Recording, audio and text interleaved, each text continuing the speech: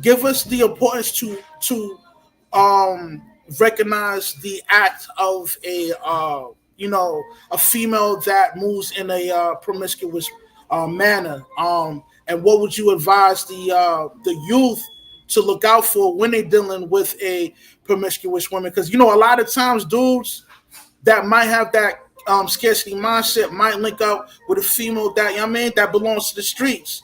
So it'd be dope for you to give us a breakdown on that. Yeah, so female promiscuity is a recent phenomenon, openly anyway. I think women have been somewhat promiscuous in the past anyway, because in many cases they're forced to. Like if they pair bonded with a guy and he goes off hunting the saber-toothed tiger and he died, she'd have to pair bond to another guy. So women are adapt to mate switch from guy to guy. A lot of people in the Mano Swamp call it like monkey branching, for example, because women can move very quickly from dudes. But Right.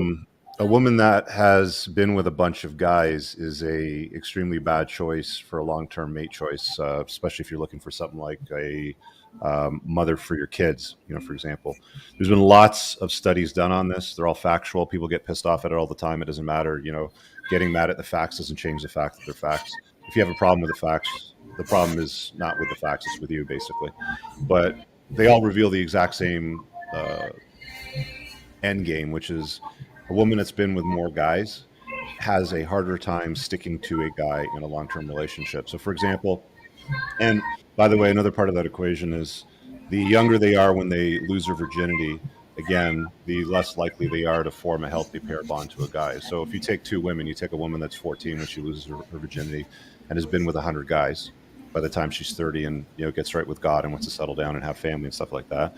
And you take another woman that was maybe 23 and was with one guy in a long-term relationship for 7 years, and you meet her again at 30, you're dating these two women, simultaneously.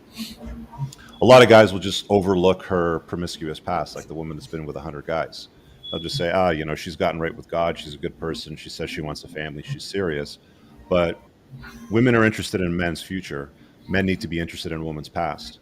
The woman with the big notch count sucks, statistically speaking, at staying in a healthy, monogamous, pair bonded relationship with a man.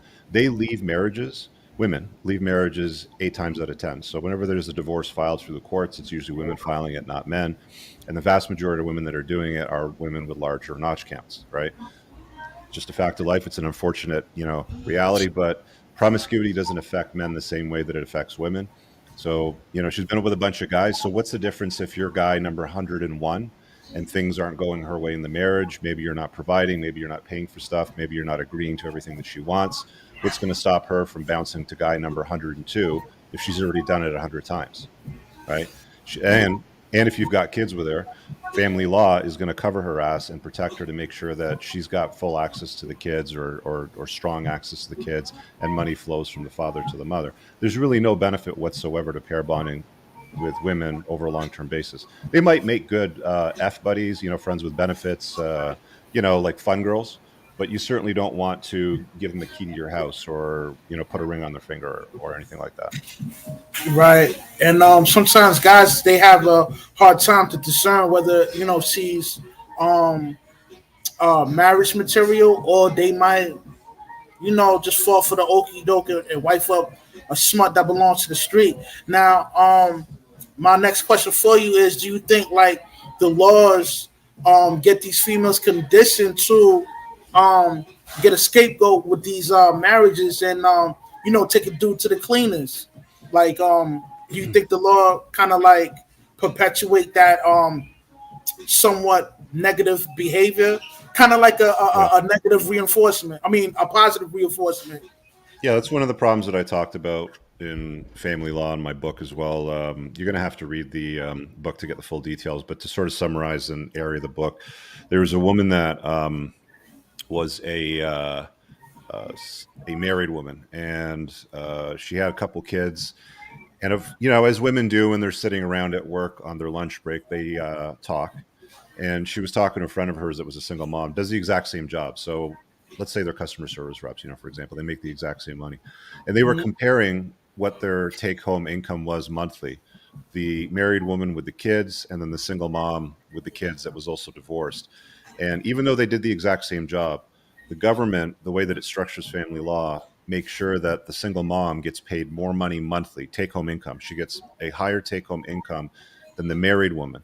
And the point that the married woman made it in these comments, and I've got it word for word, so you can actually read the exact quotes in the books. But the point that she made was that there's no incentive for me to stay married to my husband. There's incentives in law and employment law so that women who leave their husbands actually can have a higher take home income, and they don't have to put up with his shit either, right? Because the money has to flow to them, but they don't necessarily have to put up with his shit, as they like to say, sort of thing. So that kind of exemplifies how society is structured today. And most people don't understand that. Like when I say unplug, from the lies, that's one of the thousands of lies that I'm talking about that a lot of people refuse to accept because they think they've been told their entire life, just do the right thing, be a man, wife her up, have a family, have babies with her and stuff like that.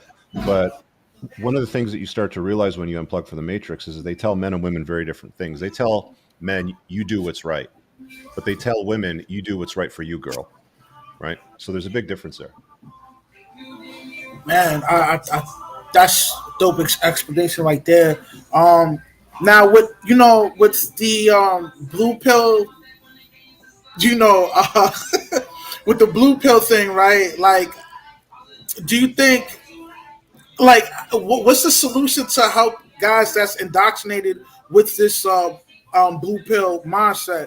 Like, do you think there's a solution, or is this one of those things where you gotta learn through life experience? Because sometimes when you give them the cheat code, they might turn around and get mad at you for Yeah. giving them that good advice. And I mean, Yeah, and they usually do. Like most plugged-in betas will get pissed off at you. They'll call you names. They'll say that you're a misogynist. They'll ask you questions like "Who hurt you?" and stuff like that. Women especially, will use that line. But look, like my advice to guys is don't try to unplug people that don't want it. Right? Like the teacher will appear when the student is ready, as the old saying goes.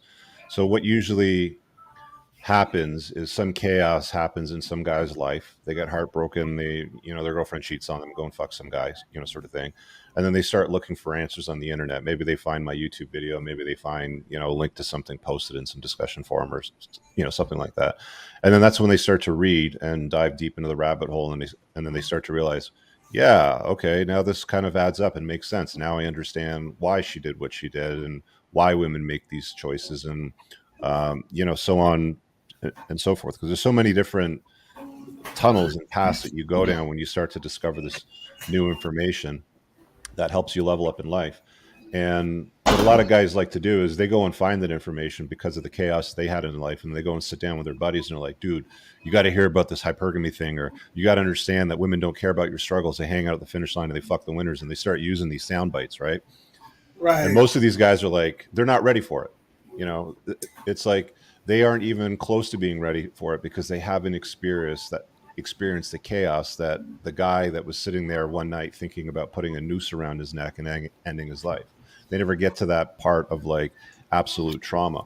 And unfortunately, it seems like that's what guys have to get close to is they have to feel that the sleepless nights they've got that gut wrenching pain where they can't eat or like whatever it happens to be because of that trauma in their life, and it usually comes because of relationships with women.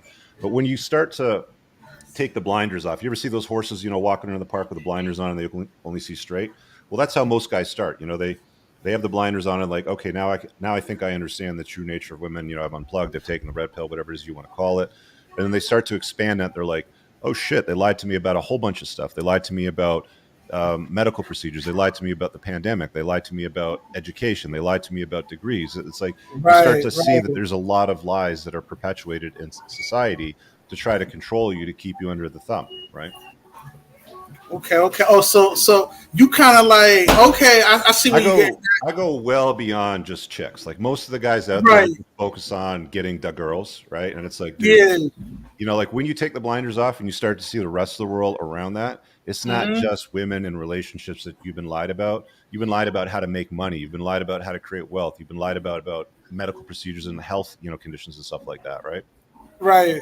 I really hope you guys enjoyed that clip. If you want to watch the full-length podcast, you can find that over here, that clip's from. If you're newer to the channel, make sure you hit subscribe over here, and pin down below in the top comment, you'll find a bunch of useful links to my website, my supplement line, books, and a bunch of other stuff.